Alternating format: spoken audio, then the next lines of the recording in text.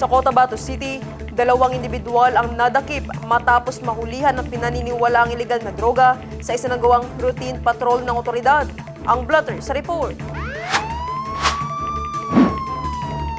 Bandang alas 12:30 ng madaling araw, January 22, dinala ng mga opisyal ng Barangay Poblacion 7 sa Police Station 1 Cotabato City ang 2 sospek matapos mahulihan ng pinaniniwalaang shabu.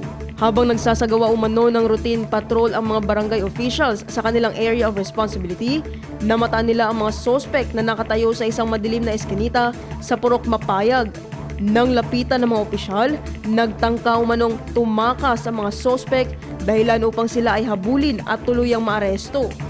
Sa isinagawang pag-iinspeksyon, na-recover mula sa mga sospek ang isang maliit na glass tube na naglalaman ng puling crystalline substance na pinaniniwalaang shabu na may tinatayang timbang na 0.05 grams at halagang 340 pesos base sa standard drug price. Pati na rin ang isang improvised glass tutor